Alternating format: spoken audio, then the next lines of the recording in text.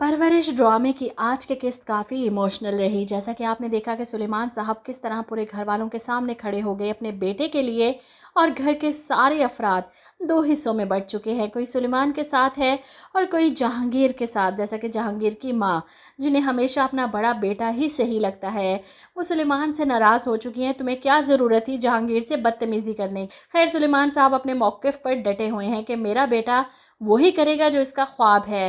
वो वली की तरह दर बदर की ठोकरें नहीं खाएगा अपने ख्वाबों को पूरा करने के लिए। और चचा की अपने बेटे के लिए ये सपोर्ट देखकर आखिरकार आनिया भी अपने बाप के आगे बोल पड़ती है। लेकिन अभी भी जहांगीर को समझ नहीं आ रही। इन्हें लगता है कि सब मुझे गलत समझ रहे हैं। मैं तो बिल्कुल ठीक हूँ। मैंने जो किया वो सही था। मेरी तो गलती हो ही नहीं सकती। खैर, अगली किस्त में आप देखेंगे कि वली और माया की लड़ाई तो हो चुकी थी, लेकिन वली को समझ आ चुकी है कि इसे माया को स्पेस देनी चाहिए, इसे अपने करियर पर फोकस करना चाहिए और ख़ुद भी अपने काम पर ध्यान देना पड़ेगा।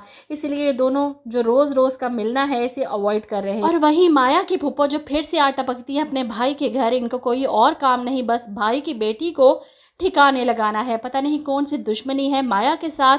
एक बार फिर से इसके लिए रिश्ता लेकर पहुंच चुकी हैं, और इस बार रिश्ता वलीद से भी ज़्यादा ऊंचा है। मेरी बड़ी बहू के समझाने में एक लड़के का रिश्ता देखा है, और लड़का सर्जन है।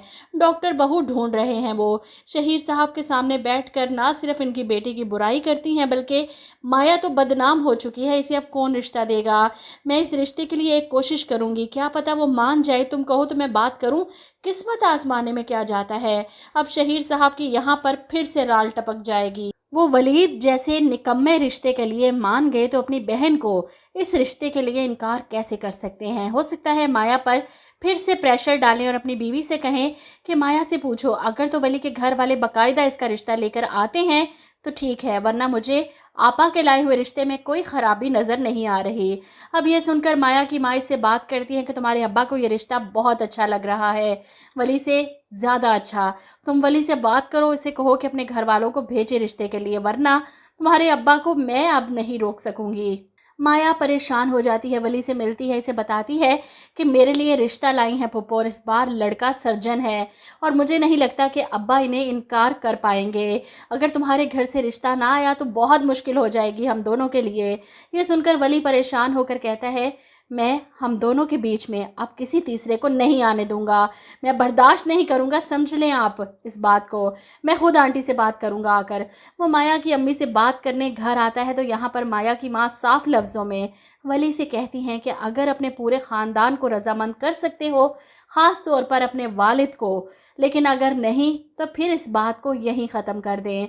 इनकी शर्त सुनकर वली परेशान होकर कहता है कि नहीं आंटी, मैंने कोई माफ़ी नहीं मांगनी उनसे और ना ही उनके पास जाऊंगा। इसकी अना सामने आ गई कि अपने बाप से जाकर माफ़ी मांगेगा तो वो फिर से इसे माया से शादी नहीं करने देंगे, रिश्ता लेकर नहीं आएंगे, बल्कि उल्टा इसे डिग्रेड करेंगे कि देखा, धक्के खाकर वापस आ गया माफ़िया मांगने। क्योंकि जहांगीर साहब यही तो करेंगे। वो कभी भी वली को माफ़ करने की बजाय, इसकी बात सुनने की बजाय इसे ताने ही देंगे। इधर माया को वो खो नहीं सकता और आंटी की मिन्नतें करता है कि आप प्लीज़ मेरे साथ ऐसा ना करें। इस पर माया की माँ सारा फ़ैसला शहीर साहब पर डाल देती है कि माया के बाप जो इसके लिए फ़ैसला करेंगे वो इसे और हमें सबको मंजूर होगा। बाकी तुम देख लो, या तो अपनी फैमिली को लेकर आओ या फिर माया को भूल जाओ। वहीं दूसरी तरफ सुलेमान साहब को अंदाज़ा है कि इन्होंने सबके सामने पन्हा को डांट दिया, इसे बुरा भला कहा, और पन्हा भी नाराज़ हैं इस बात से, इनसे बात नहीं कर रही।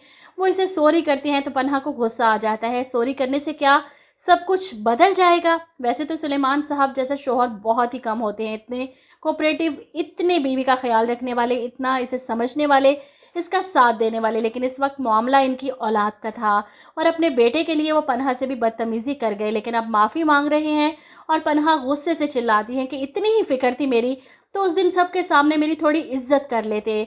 सुलेमान साहब बार बार माफ़ी मांगते रहे कि मैं जानता हूँ मैंने गलत किया, मुझे सबके सामने तुम्हें ये सब नहीं कहना चाहिए था, लेकिन बात हमारे बेटे की है, इसके करियर की है, और इस चीज़ पर मैं बिल्कुल भी कॉम्प्रोमाइज़ नहीं करूँगा। वो इन्हें बैठकर समझाएँगे, तुम क्या चाहती हो कि मैं भी जहांगीर की तरह अपने बेटे के ख्वाबों को अपने पैरों तले रौंद कर, इस पर अपनी मर्ज़ियाँ मुसल्लत करके इसे बागी कर दूँ कि वो भी वली की तरह घर छोड़कर भाग जाए और यहाँ पर पनाह नरम पड़ जाएँगी। मैंने ऐसा कब कहा?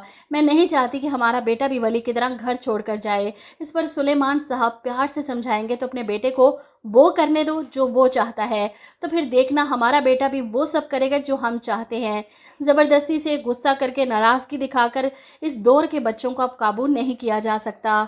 और मैं भी सुलेमान साहब की बातों से मुत्तफ़िक हूँ, क्योंकि आज की नस्ल ऐसी है कि इनके हाथ से अगर मोबाइल भी पकड़ लें तो ये घर छोड़कर जाने की धमकियाँ देने लग जाते हैं। इस बात को मैं खुद फेस कर चुकी हूँ। आप लोगों को क्या राय है इस बारे में?